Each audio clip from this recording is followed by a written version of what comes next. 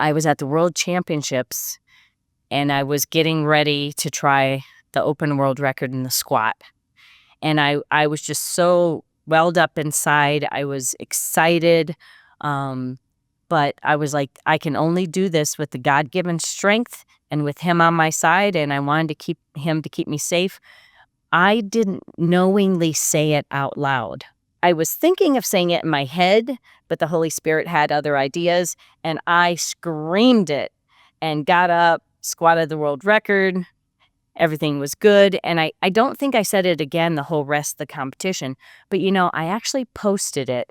I had people on Facebook reach out to me and say, "Oh, I didn't know you were a Christian. Can we pray together at the next competition?" I actually had someone come up to me in 2016 at a World Championships, and she's like, Are you you and me, God?" And I was like, "Yeah, I guess." And she's like, "Can you pray with me? I'm having a really, really rough meet." We believe that you are strong by design, and you were made in God's image to have a strong body, mind, and spirit. You're listening to the #1 Strength and Health Authority podcast in the world. So let's get ready to unlock your potential and transform your life in today's episode. Hi, friends. Welcome to the Strong by Design podcast. I'm your host, Jo Miller, aka Jo Animal. Some of you may recognize me. Some of you may not. If you don't know who I am, you can look me up in past episodes. We'll put those episodes in the show notes so you know how to find out about this crazy person. Thank you so much for joining our show. We really appreciate your support. Thank you for following, subscribing, sharing, commenting. We really appreciate it. We hope and pray this podcast blesses you beyond measure. And we want you to know you're in for a real treat today. You have a front row seat to some serious inspiration with our amazing guest, Suzanne Hartwig-Gary. Susie, welcome to the show. Thank you, Jo. I really appreciate you having me on. I'm sorry you lost the bet and then you were forced to do this. But actually, No. sorry, not sorry. Yeah. I don't remember that bet, but... Oh, good. Okay, we'll just say that you agreed to this. Yes. Well, for those of you out there who haven't been blessed with the opportunity to know Susie, let me share a little bit about her. I'm truly honored to have her here today, and she is one of my all-time favorite humans, super inspirational. She is a living legend in many ways, and the ultimate Iron Woman, especially in powerlifting. But as you get to know her better, you'll see that she's one of the strongest women in the world, humans in the world, but her character is even stronger, which is even more impressive. And I wanted to share a little bit before we dive in how we met.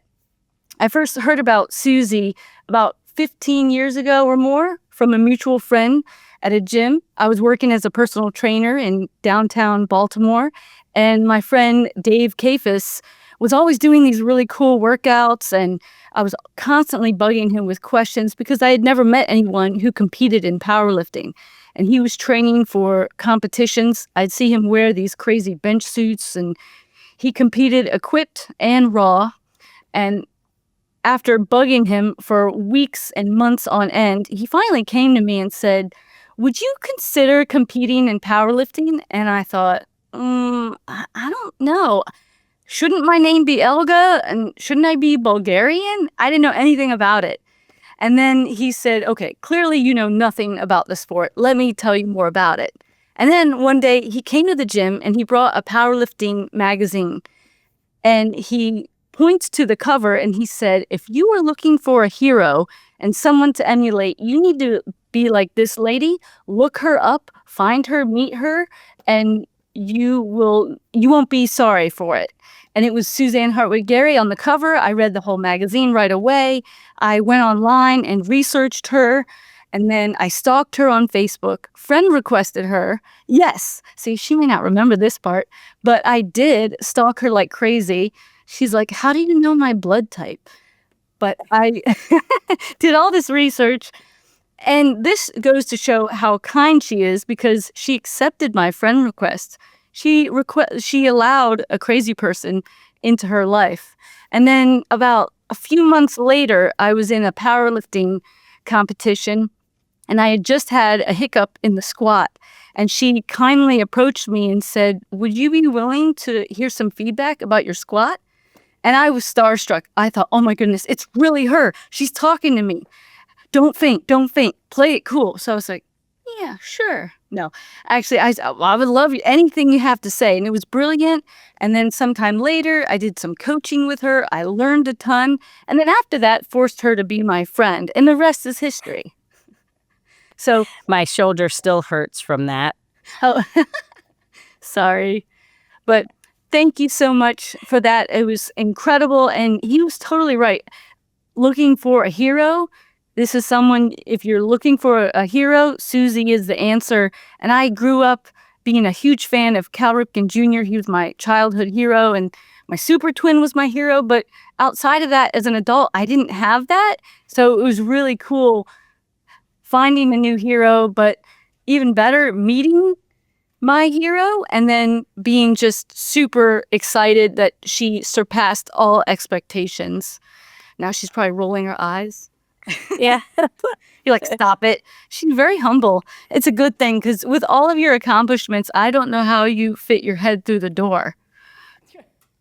Actually, speaking of accomplishments, I just want to quickly glance over a list here that Sioux-z has been doing competitive lifting for 35 years. She's done 33 international competitions. She's an 8-time world champion. Seriously, the GOAT, Tom Brady, has nothing on you. You are a 2-time World Games competitor, 33-time national champion, world record holder in multiple classes, Brother Bennett Award recipient. You've won all kinds of competitions, national team head coach, assistant coach for World Games, World Championships, the Arnold. How's my Arnold impression? The Arnold Sports. Pretty good. Pretty Oh, good. Thank you.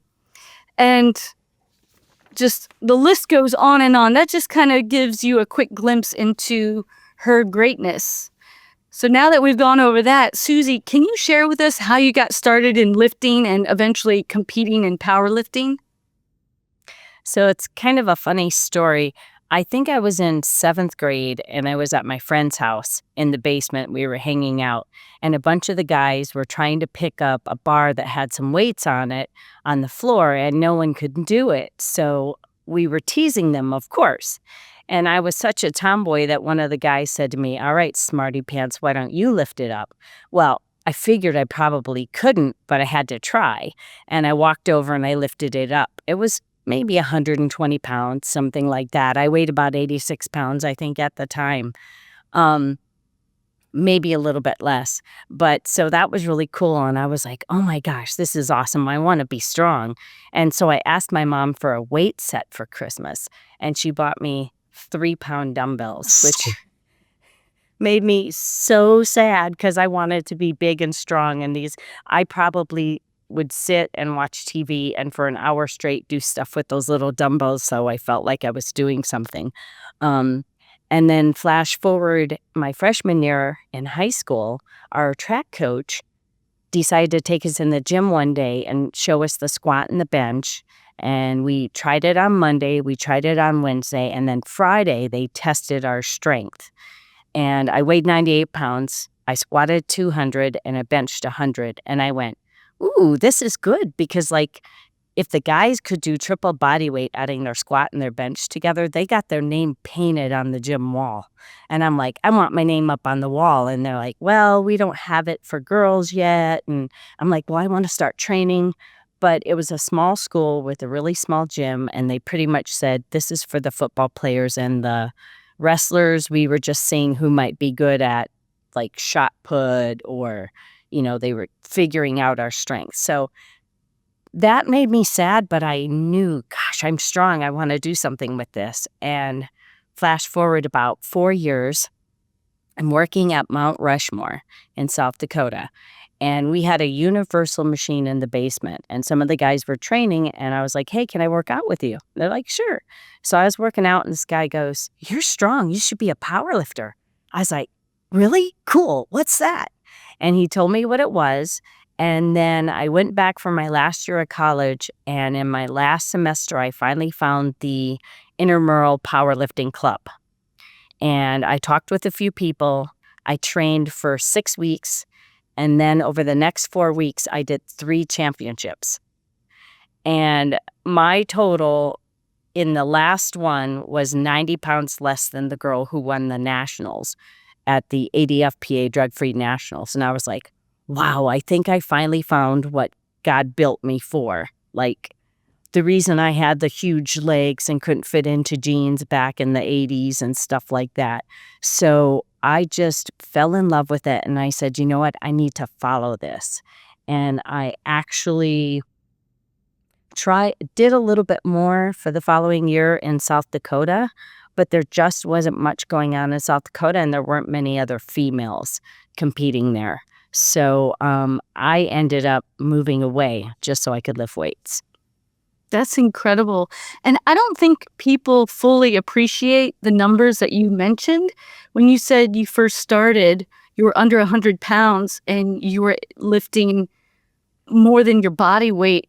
That's incredible. I know as a personal trainer, when I would work with athletes that were playing varsity in high school or even scholarships for college, a lot of times, especially in the first 6 months, they weren't even making it to their body weight in a lift. So that's amazing. And then to be 90 pounds off from a nationally ranked lifter is insane. And one thing that was really neat, I was competing equipped, and I remember, there's a lot of young, strong people now. There's better training, better nutrition. People take care of their bodies better than they used to, all these things. And throughout time, everyone's getting bigger, faster, and stronger. But back in the time, for a woman to bench her body weight was, not something easily done. I had a girl come up to me at a nationals, and she even had a bench shirt, and she's like, how many years did it take you to be able to bench your body weight? And I was like, I'm not a good example. And she's like, why? And I said, well, it took me 5 days. So, because they taught me on Monday and Friday, I benched 100 and weighed 98 pounds. So it was just the way I was built and what I was meant to be. And I did build grain bins with my dad. I was a cheerleader, so I jumped all the time. I was a catcher in softball, so I was squatting frequently. But God also built me short and more stocky, more muscular. So it was just basketball I loved, but I was never going to be a great basketball player when I'm not even 5 foot tall. So it was finding the sport, and you're right, I was just blessed with the genetics, and then to get better, I had to add in hard work. Wow. Well, it definitely sounds like there's a genetics component. After training thousands of athletes, there were athletes that genetically were gifted who still didn't do as well because they didn't put in the hard work. So you clearly put in the hard work, disciplined. You also have one of the most brilliant minds I've ever known. You're such a strategist. Everything you need to get out there more. See, I said she's humble. Seriously, your strategy for everything is impressive. You treat everything like it's a chess match, whether it's playing a board game, competing in powerlifting, or solving a technical issue. We were talking about stuff earlier. You are a really good problem solver, and I can see that it helps you with lifting. And I know that because of your example coming before me, it gave me the strength and the hope to think, oh, I can do more, because I didn't know anyone lifting the weights that I wanted to lift. And I remember one time someone saying, I think you can deadlift this amount of weight. And I said, you think so? You think my bones will hold that? But then when I heard about the numbers that you had and what you were doing, it wasn't what you were doing, but I thought, well, it hasn't crushed her, and this is like half that, so I could probably do it. You were such a great example to me and countless other ladies especially.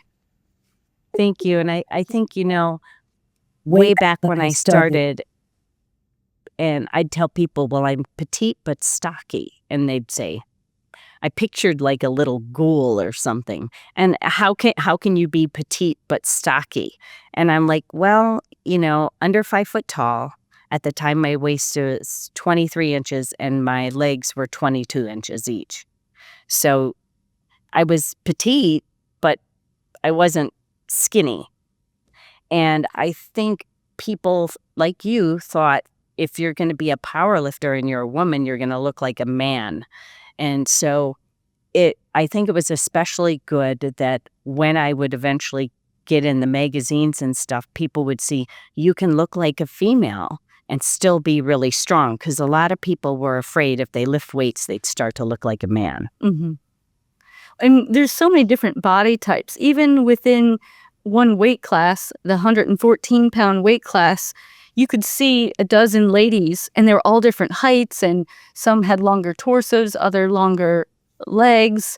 So it's really cool that the sport can have a variety. I'm sure there's certain sizes that have a more mechanical advantage, but I feel like to be great and to get to your level, it was the strength of mind and character that kept you going.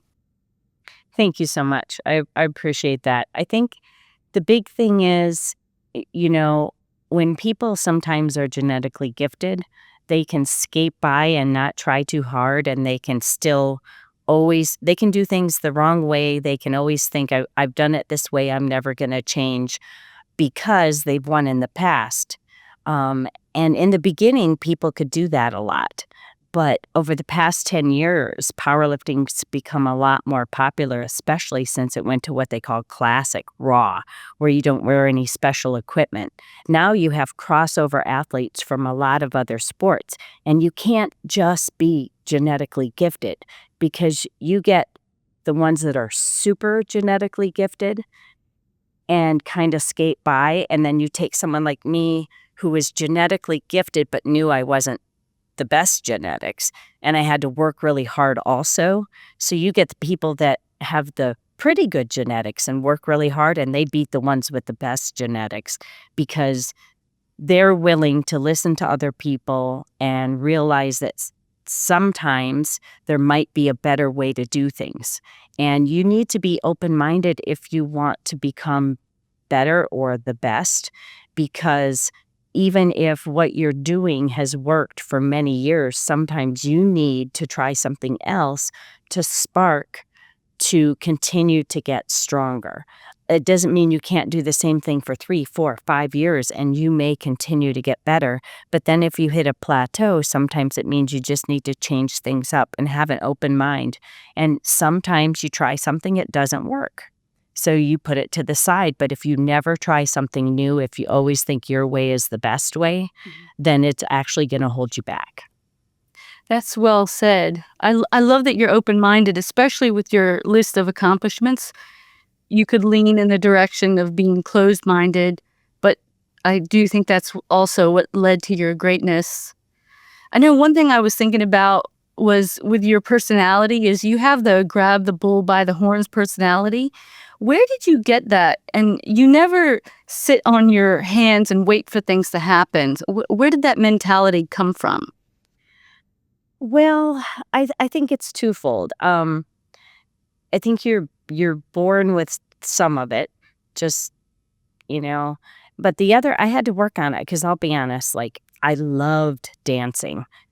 And again, I was such a tomboy, and I was friends with all the guys. So I'd go to a high school dance, and I wanted to dance, but no one was ever asking me. And I would sit there, and I'd sit there on my hands, like you were saying, actually don't do. And I'd sit there, and then I'd go, it's almost 11 o'clock, and the dance stops at 12. All right, I'm not waiting anymore. And I would go, and I would ask until someone said yes. And it didn't matter to me if 10 people said no. If I was running out of guys, I'd find a friend, and I'd just grab his arm and say, you're dancing with me. I wouldn't give him the option. So there were times where I'd kind of sit back at first and wait for things to happen. But then if a time came where I'm like, this isn't going to happen at all unless I take control, then I would just take control. And I think part of it then, as I got older, I just found it was easy, and I understood so many times people feel uncomfortable in situations where, let's say, you don't hardly know anyone. So I went to this youth leadership seminar where one child from each school went, and there were like 120 of us. So I recognized a couple people from sports, but most of the time, I, I, I didn't recognize a single face. And I'm walking through the hall feeling really weird, thinking I don't know anyone. And I'm looking and I'm seeing everybody else has the same look on their face. So I decided to use a little humor. And I was just like, next person went by, I said, "Hey, how you doing? It's really awkward, isn't it? Not knowing anyone. It's really strange and you feel weird."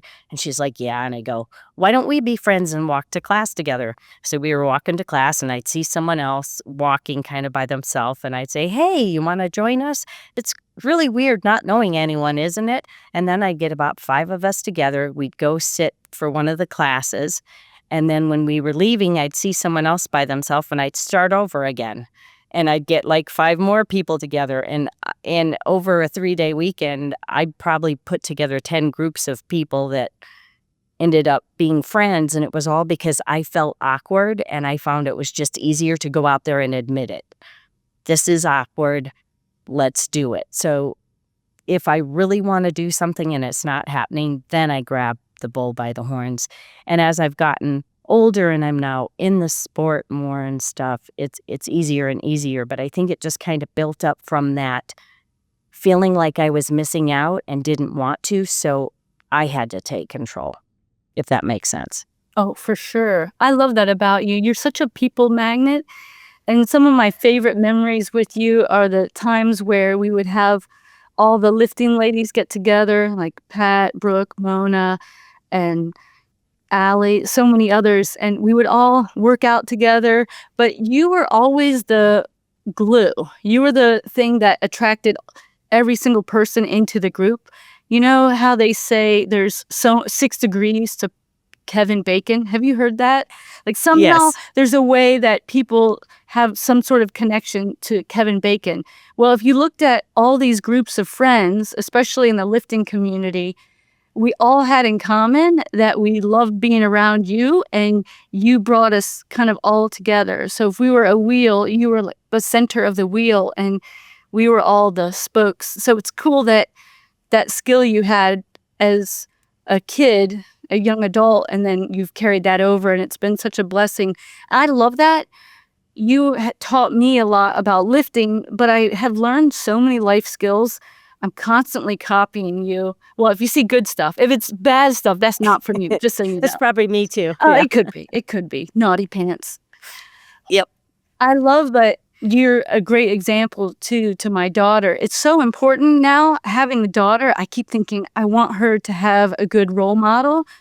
The poor thing has a crazy mom like me. She needs somebody else to kind of help her. So I love that she does watch you compete. We can stream your competition. She can watch that. But then there's a lot of life skills that I've watched with you that I've started copying.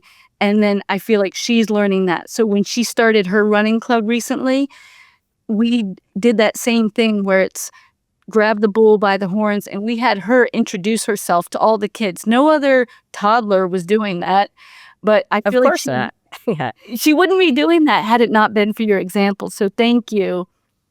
I love that you do it. And don't sell yourself short, because she is super blessed to have you and Matt for parents. You go out there, you have taught her not to be afraid of doing things. You've made exercise and being active fun. And nowadays, sadly, so many kids just sit on the phone, on the iPad, or watching TV. I mean, I grew up watching more TV than I should. However, I spent most of my days playing in some way, shape, or form, some sort of sport or hide and seek or just hanging out with friends. That's what we do. And nowadays, it's not nearly as much. So seeing all the things and you giving her the choice, not making her do them. She wants to do the fun things that mom and dad are doing.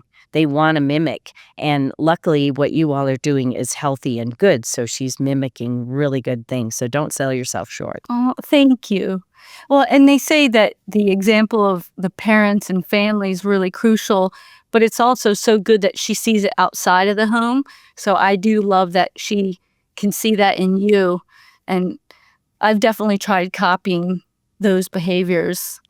You mentioned earlier moving across the country, going from South Dakota to, was it Virginia first?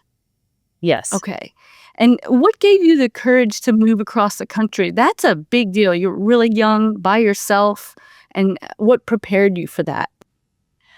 I don't know if anything particularly prepared me other than the fact that I had realized when I'm in uncomfortable situations and I don't know anyone, it's up to me to make sure I get to know somebody.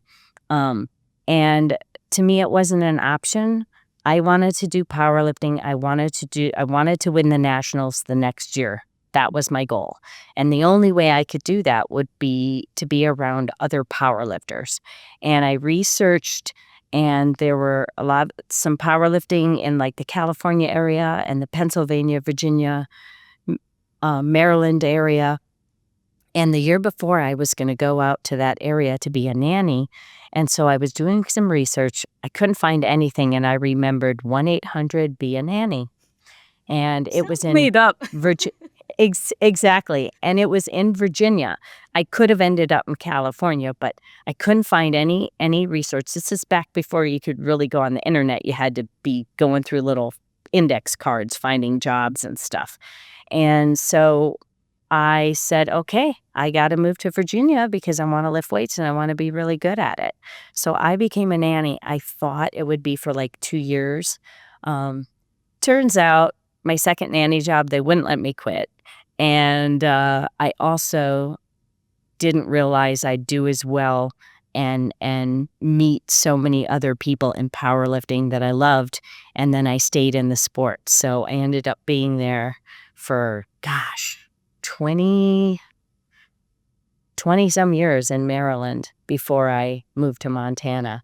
But it was just the desire that I wanted to be the best powerlifter I could. I wanted to win nationals, and I felt like there was no choice but to go. And I'll be honest, the first 3 months, because when you're a nanny, you've got the little kids you're taking care of. It's not like you're at a job where you meet a bunch of people at work. And I went to the gym, and I met a few people that were kind of friendly, but it was a more higher class, really expensive gym that I got for free as a nanny. So they weren't really my kind of people. But every day I went to the bakery that was a couple blocks away when I had my 3-hour block of time off in the middle of the day. And the bakery boys became my friends. I'd see the same people. I'd say hi to them. I'd see the grocery clerks every day. And they became my adult interaction, even though they weren't like really good friends. But they actually all invited me to go with them and their girlfriends for our 4th of July event when I'd been there like 2 months because they knew I didn't know anyone. So that was really sweet. But the first few months were super hard because I didn't really know anyone or have any friends. But I just knew it would get better. And the best things in life you have to work hard for and persevere. So it actually made it that much sweeter when I started to then compete and meet powerlifting friends and do things like that. Wow. Did you mean to say sweeter? The bakery, the sweeter? You know I'm a chocoholic. Come on, Joe. That's interesting. Wow. After knowing you all these years, I actually had no idea about the bakery story. Yeah. That's incredible and very encouraging with moving from Maryland to North Carolina, and it's been hard and not knowing people and then raising a little one. That is such a blessing. There is a component of isolation. So it makes your story even more inspiring. I'm really impressed that you stuck with it. That's incredible. Now, with your competitive spirit, I feel like you're the most competitive person I've ever met. And you're Could be. You're really a fun competitive person. But Oh, good. Thank you. yes, it's the best kind, the best kind. What made you so competitive? I was born that way. God made me that way. Um, I was a tomboy. I wanted to do the things better than the boys. I was supposed to be born a boy, and I wasn't. So my older brother treated me like a little brother, and he's like, "Well, I need to practice playing poker and pinochle and card games and stuff." So he taught me how to do those things, and I have a very analytical mind of how to do things. And so, like when I was playing Monopoly, I figured out that when you land on something, even if it's the worst property on the board, you buy it if you have the money. Because I didn't know at the time what monopoly meant. I do now. Then I didn't understand it. I simply knew that if I bought it, someone else couldn't. So I just really strategized. When I play the game Clue, where you had to figure out where someone was going to be, I had special strategies of how I could figure out things. And it was just the way that my mind kind of worked. And I think it was just a way to drive myself, but also who doesn't like to win? So, but being competitive, whether I win or lose, like I just competed at the World Championships and I placed second for the first time in the Masters. I've won in years past, but I went into it knowing because I'd went up a weight class, I might not be as competitive. I probably wouldn't win. So instead, I was like, okay, I want to be able to do this much in the bench. I want to break the world record in the squat, even though I may not win overall. So it's a way, I think, of pushing yourself to be better also. But you can be competitive even if you know you're not going to win, because you can compete against yourself. And I'm not competing against Susie when she was 50 and really strong. I'm competing against Susie now when she's 55, 56, because you have to be realistic or you're always going to be let down. That's so impressive that you always tried to compete at the highest level. You could compete in federations that are easier and easily, without batting an eye, win first place. You've won competitions at the highest level with the most prestigious organizations. And I do love that you'll go into a competition. There have been a number of times where maybe you were recovering from an injury or you had stuff going on in your personal life that you still competed in the midst of that, which is mind-boggling. I know for me with competing, I really struggled competing while dealing with personal issues, with illness in the family or injury, whatever it might be. But I saw you still compete at the highest level and win with that, and then saw you maybe not place as well as you wanted, still unbelievably impressive. But it might not have been your goal, but you still went into it with a competitive spirit, joyful, and you weren't hard on yourself.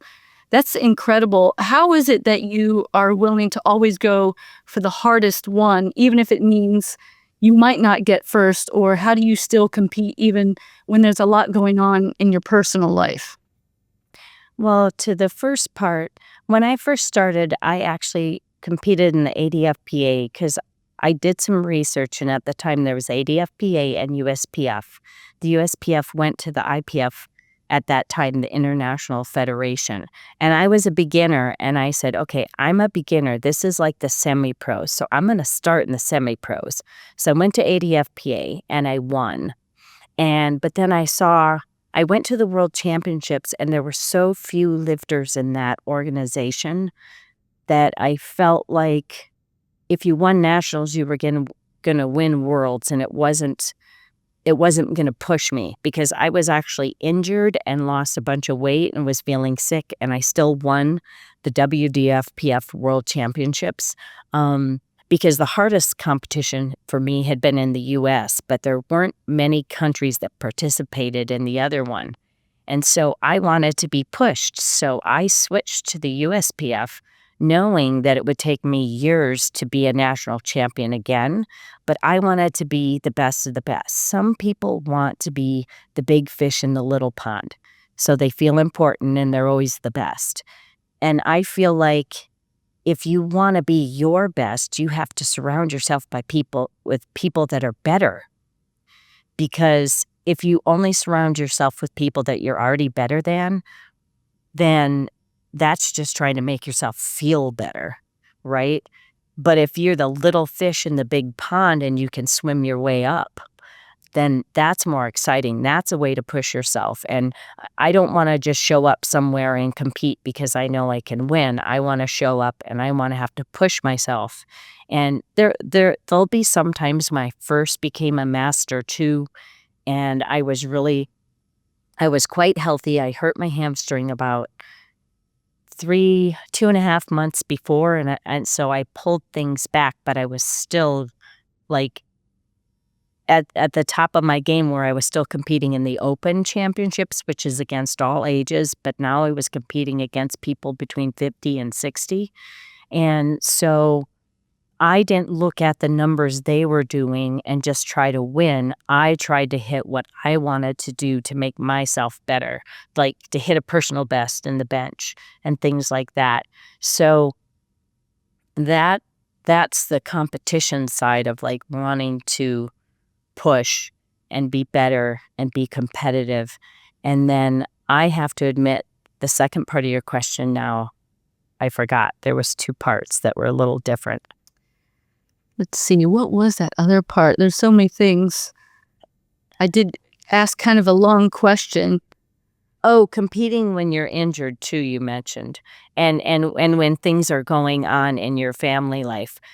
So what I did, my mom battled cancer for about 3.5 years. It was actually lymphoma. And in her last year, I was flying back and forth from South Dakota and Maryland and seeing her a lot. And I had a national championship, and she wasn't doing too well, but she was super supportive of my lifting. There was nothing I could do at the time. We didn't know how much time Mom had, so dropping out didn't make sense. But I knew if I got a call, even if it was the day before I was supposed to compete, I would get on a plane and leave. So I was at nationals. I finished competing, and I got a call that Mom wasn't doing as well, that I should come pretty soon. So I coached my husband the next day, and then I flew straight home to South Dakota to be with my mom. And I had the Master World Championships coming up about a month and a half later or something like that. But I decided I was going to stay in South Dakota because we knew it was getting toward the end. And what I did, I used to train 4 days a week. Instead, I trained 2 days a week. And I would go to the gym maybe for 4 hours, but I used the gym as my outlet for just a little bit of time for me and to get away from the sadness and the sorrow. And my family and everyone understood, because you can't sit at someone's bedside 24 hours a day when you don't know if they have a day or if they have a month. So it was kind of my outlet, my release for me for just a short amount of time. And it gave my mind something to focus on other than the fact that I was losing my mom. So I went in, I trained, I figured I'd do the best that I can, and we'll just see where the cards fall. And I lost my mom about 2.5 weeks after that. And then I competed about 6 weeks after she had passed away. And my dad and my brother came to the competition. And I say that my mom was there helping me lift the weights because I had a neck injury in the end of 2003, a bulging disc, and I had to not do shrugs and all sorts of things. I couldn't even bench press at all. And a lot of the things that I used to do that was make my deadlift really well, I couldn't because it would irritate the nerve problem again. So it had been from 2003 to 2012, I had gotten back to the strength, but I'd never surpassed my strength. And at that competition, about 5 or 6 weeks after my mom passed, It was a 9-second long deadlift that I finished and finally got a lifetime personal best. But I went into the competition like my mom supported me, loved me, would want me to do this, and I'm going to do this in her honor. And I went 9 for 9. I hit a PB. It was amazing. Personal best, not peanut butter. Yeah, personal best. But so I understand where with some people it could be too hard to go because they feel like going in the gym is another thing they have to do, that it's work, that I've got to do this because I've got to compete. And I looked at it as this is an outlet for me away from my sadness for a short time, something my mom supported. And I looked at it as a release instead of something I had to do. And I think some people think, well, I signed up for the competition, I have to train. And it's another responsibility when they're already stressed. So it's hard for them to do, and they go in and it probably doesn't go so well. Where I looked at it as a blessing, as a respite from what I was going through. So I actually really looked forward to getting in there, even though it was only twice a week instead of 4 times a week. And I think how you look at things and how you frame things makes a huge difference in how life happens and how things go. I mean, and you've heard it said many times, take lemons and make lemonade. You can't control what happens to you in life, but you can control how you respond. And you can be sad, and you can be sad all the time, or you can step back and say, you know what? I'm super sad of what's going through with my mom and that I lost her. But I also know she would want me to move on and do some of the things I enjoy. And sometimes we need to step back and look and think, if you're losing someone, what would they want for you? Wow. I love that. That was such a great example to me. I'm so sorry you went through that. And I remember when you shared about it on social media, and it was really inspiring how you handled it. It was such a godly response. And then that helped me right around the time that you lost your mom. My super twin was diagnosed. So then I was copying you again, trying to be the same. It took me a while, though, to be able to compete in the midst of that. I did struggle, but years later it helped. And after my twin went to heaven, I did compete in a strong woman competition a year after. And I feel like your example. And dominated. Oh, you were such a big help. And then actually there was a competition where a bunch of people had backed out in my weight class, and they moved me up to the next weight class. And I thought, oh no, what am I going to do? And I thought of your example and what would Susie do? So WWSD, and that helped me to compete, even though I knew I was competing at a higher weight class, because I was at the lightest weight of my weight class, competing then in a weight class that was above, and those ladies were at the upper tier, almost 2 weight classes above me. But you were such a huge help. Oh, well, I'm happy to hear that. And you did wonderful. And you couldn't control that. In my opinion, they should have just had only your weight class then. And even if there were only 2 of you, it was ridiculous that they moved you up. But you can look at it and say, okay, I was going to work hard to win my class, or I put in all this hard work. Excuse my language, but screw them. I'm coming anyway, and I'm going to compete against myself, Yes.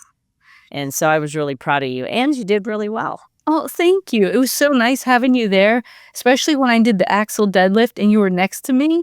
It felt like you were helping me lift that weight up. Because I was trying. Yeah, you did great. They were like, Susie, get your hands off the bar. Yeah. It was amazing. Wow, such a testimony.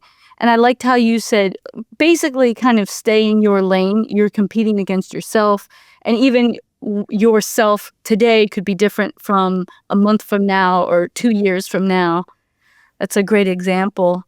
And I know one thing I wanted to find out more about and have you share is, how did you become so disciplined in your training? You are really disciplined, consistent, organized. How did that all come about? I think I've always been just an organizer, someone who likes to organize things and have a plan, because if you fail to plan, you might as well plan to fail, kind of thing. I almost went in the military. I did ROTC for 3 years. So I studied engineering for a while. I was in college. There were so many things where it was like, if I didn't organize things, then life was going to be really crazy. The drive and the desire to do well, it was kind of, and I also, it was a discipline, but I loved going to the gym. Part of it was, as you said, I'm a people person. And even though when I was lifting, it was serious, I could be chatting when I was doing assistance work afterwards. It was kind of like getting together with my friends. So it was easy to be disciplined because I always looked forward to going to the gym, training, and seeing my friends. I wanted to get stronger and I wanted to hang out. So that made it pretty easy. And then I guess maybe it's the German in me. It's certainly my dad. But I haven't had the discipline as much the past couple of years with moving, lots of travel, going through menopause. They're not excuses. They're just reasons. And I think also could be a little burnout of 30 years of being disciplined.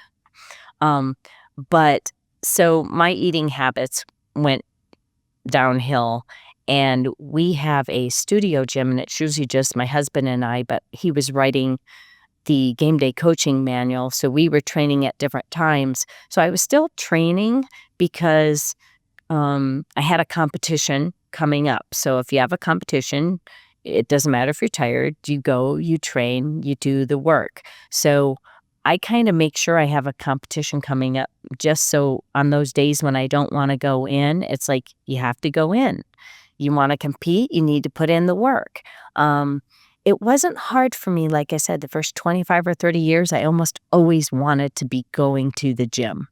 And as far as eating, it was like, well, this is my weight class. I would let myself eat more like regular people would eat. But then I'd be like 3 months from a competition and I'd say, okay, I need to start eating less chocolate, eating less bread. The good thing is I liked healthy foods overall anyway. I didn't like a lot of fried foods and things like that. I liked chicken. I liked turkey burger, all of that, fruits, vegetables. But that's something I'm actually struggling with a little now that I'm working on, is the discipline of training, trying to set up regular times to train, because now, again, we have our own gym and it's right outside our door. So because we can train at any time, sometimes instead of getting in at 10 in the morning or 1 o'clock, it ends up 2 o'clock or 3 o'clock because you get sidetracked by life. Mm-hmm. I don't know if that ever happens to you, because I know you have your own gym too, or if you have a set time that you train. You know what? That used to happen. I think now, becoming a parent and having so much more to do, I'm actually way more scheduled and disciplined. I feel like I used to piddle around for an hour before I'd get started. It would take a little bit, or the times would change. But now I know my window of opportunity is so much smaller. So I'm actually a lot better. But I learned a lot from you about consistency with training and being disciplined. When I trained years ago, I would just, the days would kind of move around. I didn't follow a particular program, that kind of thing. But I noticed that you were always training Monday, Wednesday, Friday, Saturday. You had your lifting program set. You were cycling different programs, 8 to 12 week programs, very organized. And you were really disciplined about, this is what I'm going to do today. But then you would also self-regulate. If you weren't feeling as good, you were really good about listening to your body and not doing too much. And whereas I would do Russian training programs like Smolov, if anyone's ever looked into that, it is redonkulous. Don't do it. Yeah. I feel like one time Mona and I were talking with you and you were asking us about training and we said, well, we're doing Smolov squat program and Smolov bench and we're doing this other thing. And you were like, well, one, you should be doing one of those things, not multiple Smolov programs for multiple lifts. Two, those people were on steroids and different things. I think that's what you said at the time. You just said it was insane. Some of them were. I did Smolov Junior for the squat and Smolov Junior for the bench. And I did notice that it worked really well, but it also caused a little bit of aches and pains that I hadn't had before because you push yourself so hard. And also, anyone out there, if you do want to do a Smolov, start with Smolov Junior. And if you're only squatting 1 day a week, don't start with the Smolov where it's 5-6 days a week. Yes. Go to 2 days a week for a while, then 3. Go into it in a smart way. Because I saw people that squatted 1 day a week and then start the Smolov and just ended up hurt and injured. That would be me. But yeah, I mean, it's a great challenge, but yeah, you don't want to do 2 at a time and something else. And you were really good about your training. You've mentioned in the past working with Kirk how you would try to go up gradually with your lifts. I feel like I could get a little too greedy and then I might miss a lift or get injured. So you showed a lot of discipline in putting in the time and being patient. I feel like you're an incredibly patient lifter and person. You deal with me. I look back and I think, in the first couple of years, I made huge gains.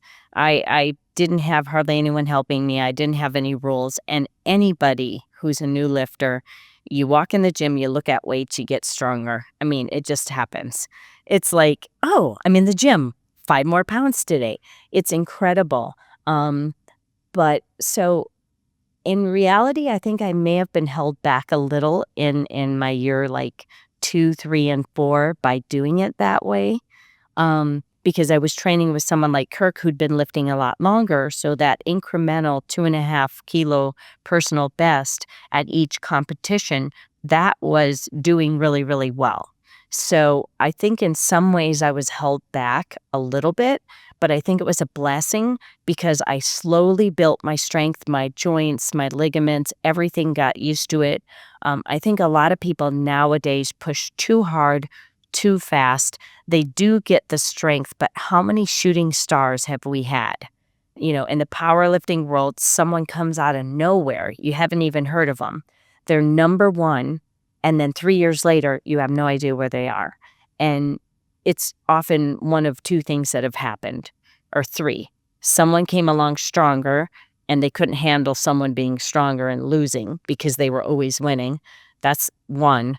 Number 2, which is, I think, very common, is they're young, they can get through all these things, but then it catches up to them that they keep pushing through the injuries and never take care of them. So they get injured and they don't come back. And then the third thing is real life starts to happen because you have a lot of 17, 18, 19-year-olds, and suddenly they're out of college. They've maybe gotten married or had a kid or have a job where they have to work 40 hours or 50 hours a week now, and it's harder to stay in the powerlifting. So I admire people who are super disciplined and super focused and push and get that strength, but I caution for pushing too hard, too fast.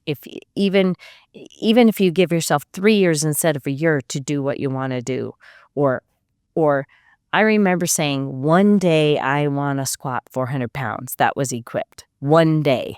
And that's when I was squatting 3. I didn't expect to do it immediately, but I figured if I did 3 and then by the end of the year it was 315 and 3, I'd eventually get there. And it took a long time, but I did eventually get there. And then you and Pat bought me 402 miniature Nutellas. Yes. That was awesome. That was an incredible lift. Actually, that was something I didn't mention with your accomplishments, your lifts. Could you quickly share your best raw squat, bench, and deadlift? So my best raw squat was in 2017 in Belarus, 156.5 kilos, which is 345 pounds.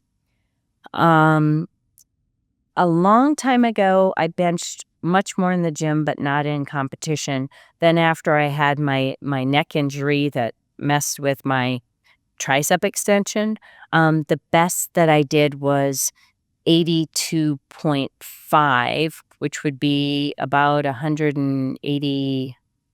Shoot, I should know this, but it's a number I don't do right now. What's 82.5 kilos? Sorry, folks, I'm going to have to look it up because I should know that. I'm ashamed of myself, but I'll never hear the end of it from my husband. It's 182 pounds or 181 point something. Which is So amazing. recently, though, when I was 50, I did 81 kilos. So that's my recent PB, 180 pounds.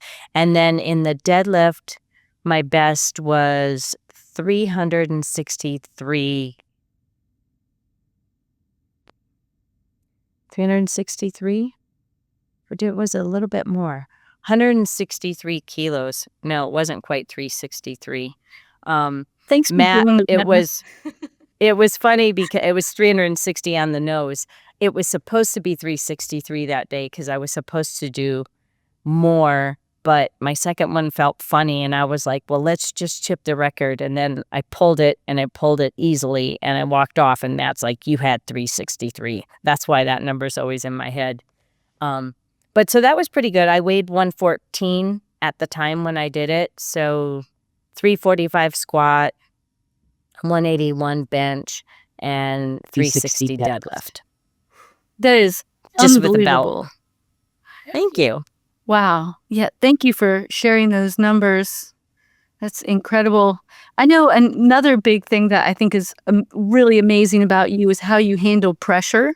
You handle game day pressure extremely well. I think we talked about how some people, they do better on competition days. They get the adrenaline, and others do better in training. I have to say, I did struggle with putting pressure on myself on game day, and I always admired how calm and collected you were, but super excited. I remember you had the meet at your gym at SSPT, and I remember you being so bubbly and energetic, and you ran up to us, and there was a bunch of ladies in the room, and you said, "Are you guys excited for today?" And everyone looked like they were going to throw up. And Yep. I was just like, yes, Susie, I'm so excited. I mean, I was, Yeah. but I also did have the nerves.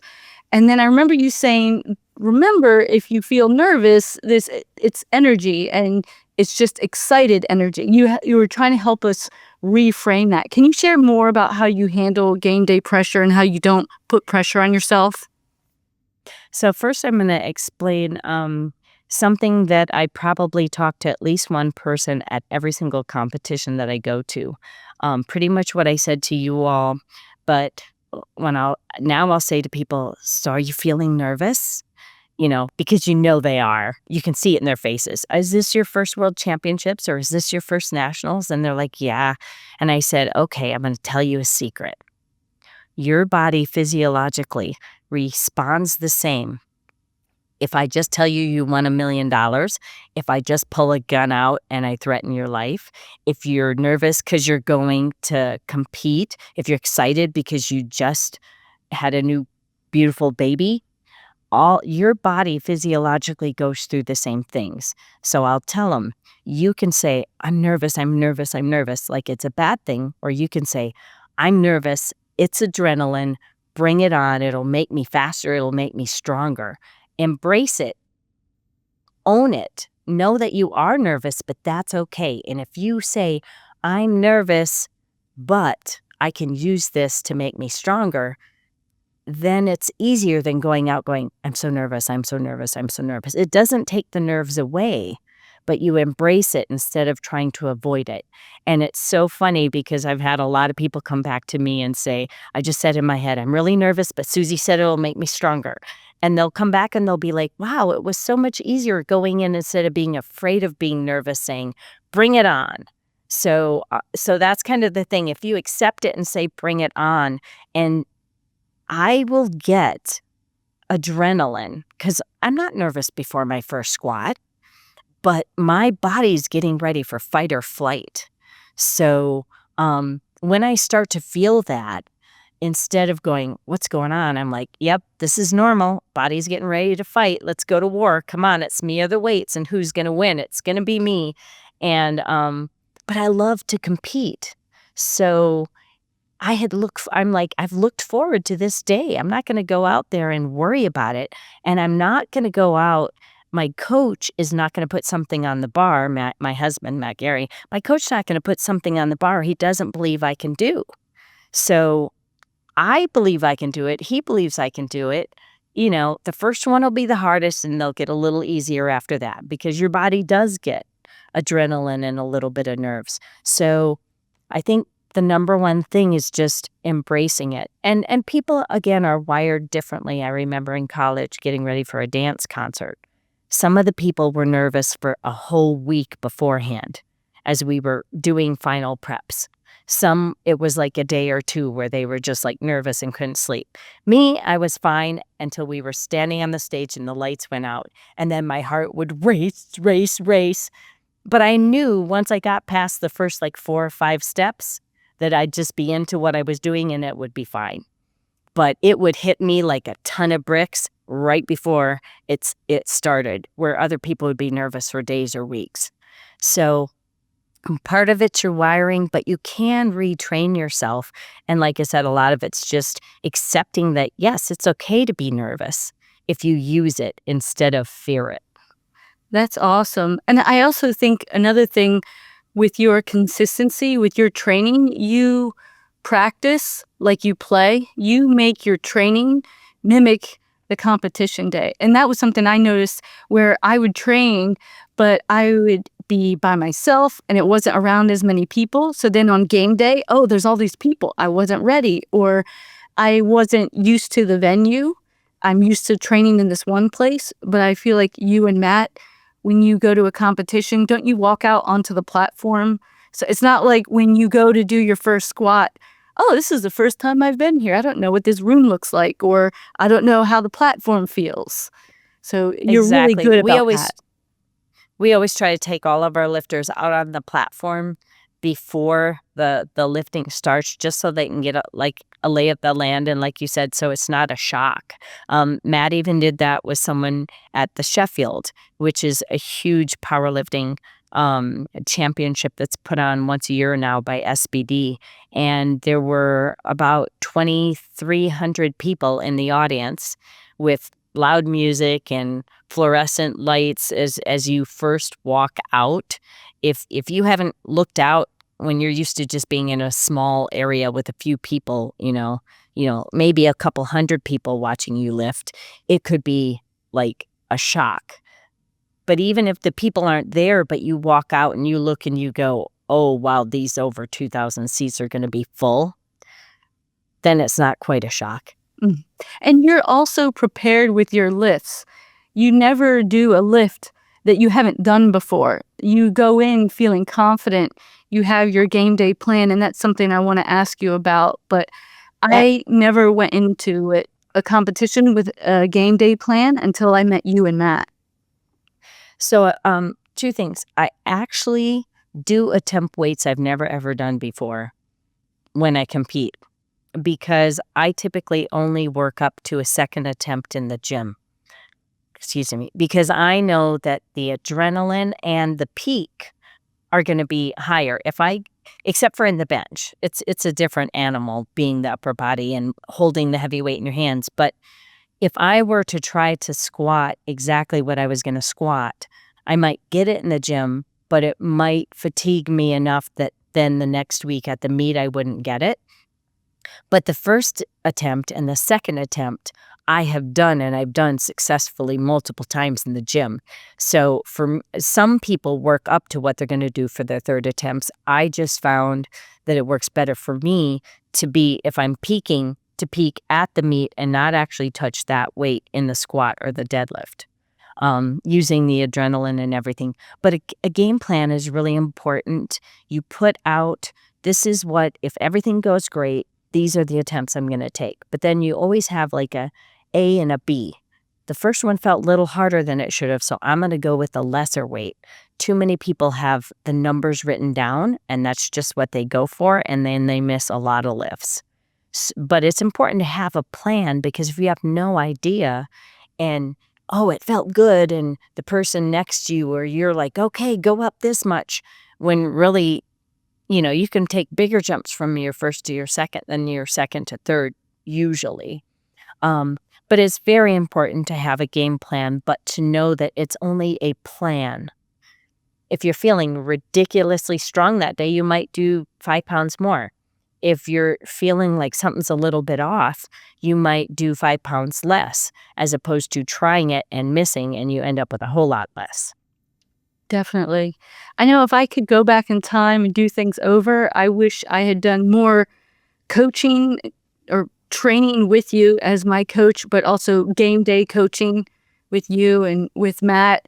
I know I did that a little bit, and those were my most successful meets, where I was consistent, 9 for 9. I felt the most relaxed and joyful when I had you overseeing me. Can you share a little bit more about what you and Matt do as coaches? Obviously, you're an unbelievable competitor, but you're also an unbelievable coach. Can you share some about that? Thank you. So Matt and I have both been blessed to be the head coach for the U.S. national teams. And Matt's currently actually head coach for the GB Open National Team.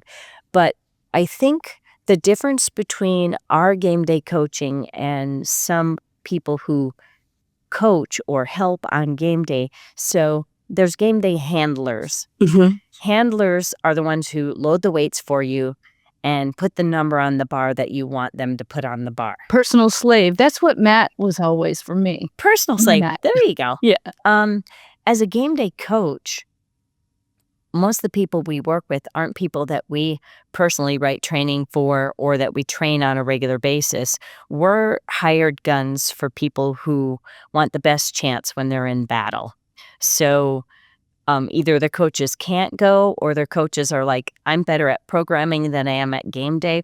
So we will review people's videos, their top weights, for a month before the competition, so we can see what they lift like, because we'll work with so many different athletes. And I know one gal, you see her first squat and you think, okay, she maybe has a pound left. But watching her training videos, I know they all look really hard, but she can always do more. So as long as they look normally hard, we still jump, 15 pounds and 10 pounds. And so it's important to research your lifters, to see their idiosyncrasies, to know where their hardest parts are. So if they slow down in a certain spot, they may squat and it might get slow and finish fast. And someone's like, oh yeah, go up 10 kilos, 22 pounds. And I'll see, no, they got slow in the middle. That's their tough spot. We should only go up 15. So it's knowing your lifter, it's doing the research. We do usually like an hour game planning call where we go over best case scenarios. If things don't feel well, what if this happens? What do we want to do?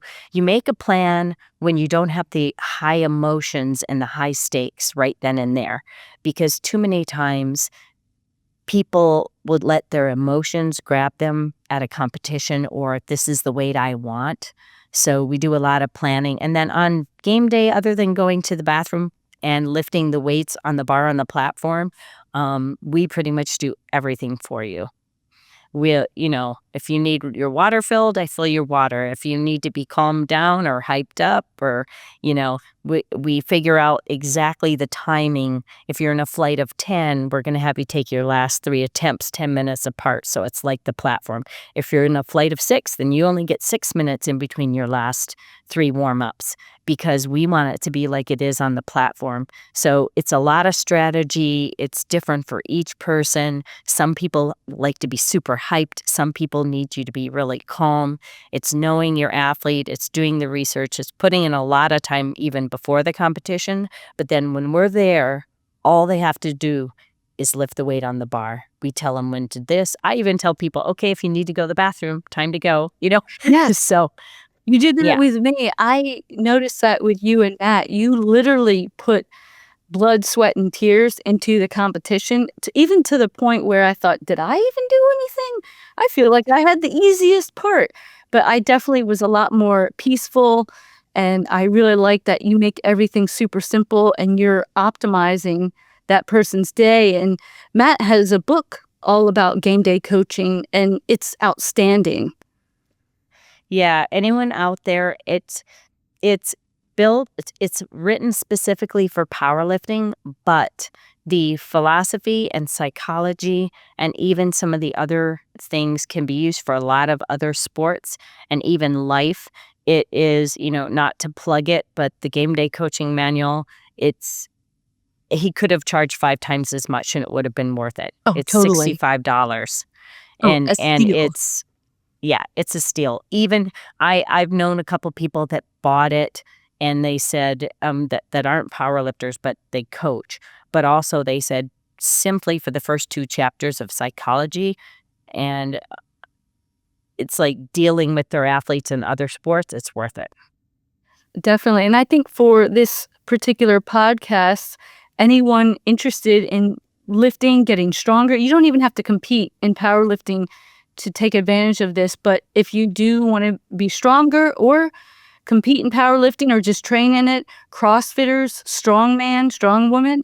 I remember going to the strongman gym, Brian Alsru's Never State Gym, and they had Matt Gary's tips up on the whiteboard because many of the lifters in strongman were warming up in a way that was not conducive for top strength and 1 rep max strength.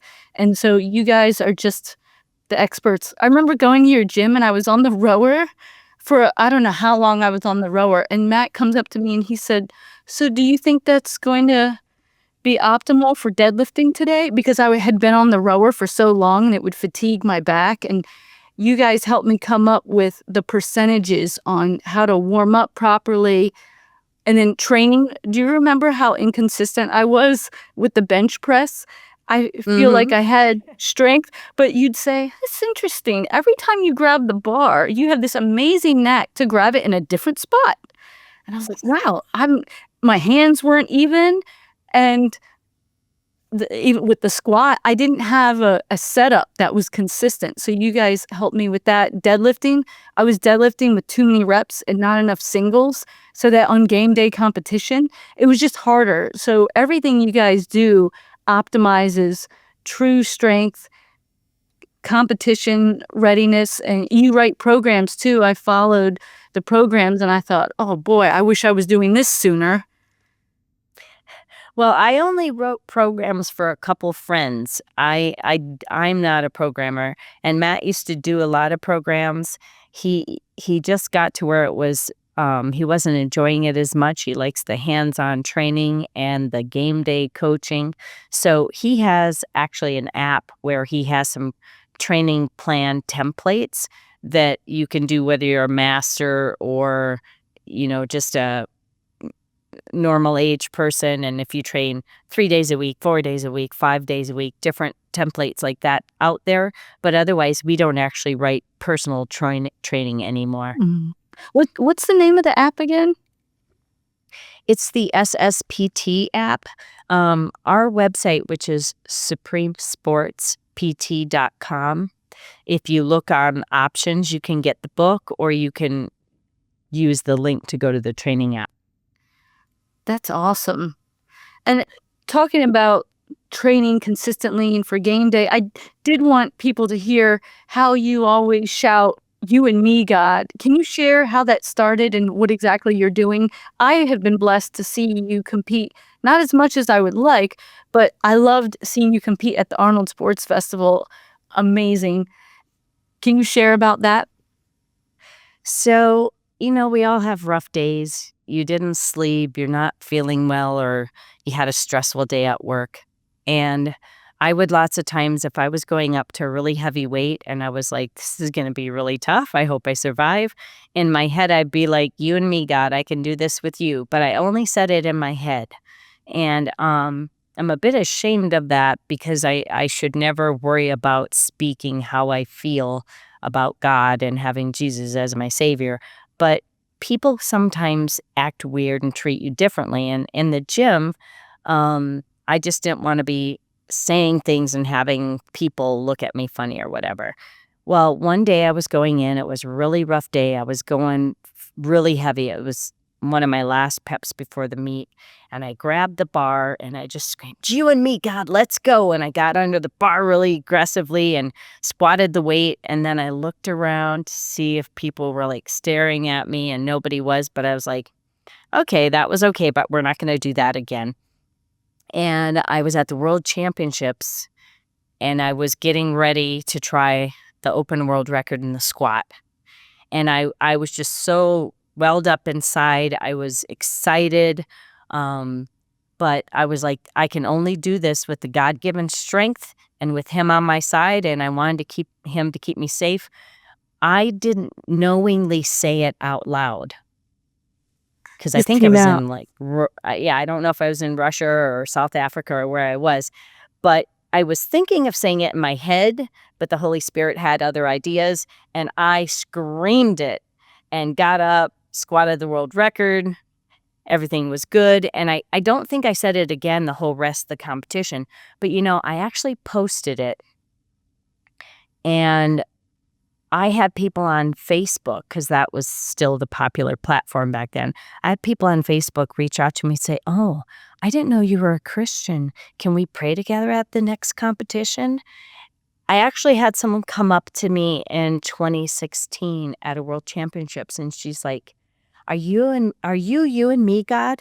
And I was like, "Yeah, I guess." And she's like, "Can you pray with me? I'm having a really, really rough meet, and I don't know if I can keep going." And I'd never met her, but because she'd seen it on Facebook, so I started clipping my videos that if I said it, I left it on as kind of my way of reaching people. And it's slowly, because I was saying it in my head all the time, and I think it was a combination of less fear because no one had been mad at me for saying it, and also just the Holy Spirit saying, "I'm taking over because you're not speaking it enough." And when I get really fired up, it just kind of became part of what I did. Now, it's not every single lift. Some meets, if I'm having like a rough time, or like the meet right after losing my mom, I was so focused on God and everything that it came out even more. But sometimes it's really loud, sometimes it's medium, but I probably say it anywhere from 3 to 6 times at every competition now. And it's just, I don't like purposely do it. It's just part of my prep, because now it's like me saying, we can do this together. Wow. I love Sorry, that. long explanation. Oh, it was perfect. I absolutely loved it. One of my favorite things about you is your faith. It's such a beautiful faith. You're one of the most bold believers I've ever met. And I love Really? that. Because I don't feel that way. Wow, it does. I don't. It's very obvious. One of my favorite quotes is from Saint Francis of Assisi, and it says, "Go into all the world and preach the gospel, and if necessary, use words." Your actions and your demeanor, everything about you exudes the love of Jesus. Friends call you Sunshine. Pat, she always calls you Sunshine. But I think not just the sun being bright in the sky, S-U-N, but even brighter is the sun, S-O-N, Jesus. Amen. That shines through you, and you're very bold, and you have this amazing ability to have people that aren't Christians ask you about your faith. That's incredible. That is the best way. So your approach is awesome, and I pray that I can be more like that. And I love that you share you and me, God. That's definitely one of my favorite quotes. I feel like that was God's way of using the gift he gave me of strength, of powerlifting, to share with more people, or at least let more people know that I was a believer. I was always the kind of person that hoped that people knew I was a follower of Christ by the way that I treated them. I'm not an evangelist. I'm not going to walk up to a stranger and start preaching, or I'm not like our dear friend Pat, who is just going to walk up to someone and say, "Can I give you a cross?" And her cross ministry is amazing, and she's bold, and she's called to do it that way. And I think we each have our own ways, and we just reach people in different avenues, and I think it's a beautiful thing. Amen. And I love that I didn't know this for years about you, that you would compete and you would listen to music that was worship music. Like, I can only imagine. I thought maybe you had Skillet or AC/DC on, because I think that's what you use sometimes in the gym, or Let It Roll by Group One Crew. That's right. No Christian rap. Oh, no, I like Christian rap, but it depends on the type of Christian rap. Yes. Just like regular rap, I like certain regular rap, and the other stuff, not as much. If it's got a really good beat, like Let It Roll, that's an awesome one. But I always have like 3 or 4 playlists on my iPod to listen. And sometimes I need the AC/DC or the 80s hair bands, because I just need something to pump me up more. And then there's, especially in between waiting to get ready to lift lots of times, then I've got my inspirational Christian playlist. And I was at one competition where they let us choose our song for when we lifted. Each person got their individual song. And I had someone help cut I Can Only Imagine, so that I knew how long it took me to like get to the bar and get set up, that the chorus would be crescendoing as I was walking out the weight. And it was amazing. And it's incredible how a song can be many different things to you. Often, most of the time, one song does the same thing. But the song I Can Only Imagine, for me, I have used to just, like, when you think of what Christ and God has done for us, how it just can well up in you and just make you strong and just make you so appreciative and just get me so excited to lift weights. It can do that. And it was also the first song we played right after my mom passed away, and a song that we played at her funeral. So I can listen to the song and it can take me back to my mom going to heaven and being with Jesus, or it can fire me up enough to help me lift more. It's one of those, and it all depends. There was a song from the movie The Book of Eli, and there's no words, but it's an instrumental piece that if it doesn't well you up, I don't know the name of it, unfortunately, but if it doesn't make you just ready to like battle or cry, one of then you're not human. We gotta find the name of it, and you gotta put it in the show notes. Yes. Yeah. But yes, so I do have some inspirational playlists. Sometimes everything around me is too hectic at a meet, too much noise, too much this, that I listen to, Stronger, or I Can Only Imagine, or Praise You in This Storm. When I'm hurt and things are going bad, I crank that song, because it's like, you know what, God, I love you no matter what. Give me whatever I've got today and let me be happy with it. Amen. I love that song by Casting Crowns. And for those that don't know, the other one was by Mercy Me. Such a great song. I have so many more questions. You are incredibly fascinating, and I'm going to ask if we can do another episode or more. But I did want to kind of close in on the fact that while you are one of the strongest humans on the planet physically, also with your character and your faith even more so, I know one thing that really meant a lot to me was when my twin sister was in the hospital before she went to heaven. You were there with me, like right by my side. And I feel like that takes a lot of strength and a lot of faith. A lot of people have a hard time holding someone else's pain. Some people might say, "How are you doing?" They may not really want to know, or maybe they'll be there to listen for a little bit, but you were right there in the trenches with me. And that's something that I'll never forget and I'll always appreciate. And it helped me. And then I was able to actually do that for other loved ones, other friends, before they had someone going to heaven. And I didn't think I would ever have the strength to do something like that.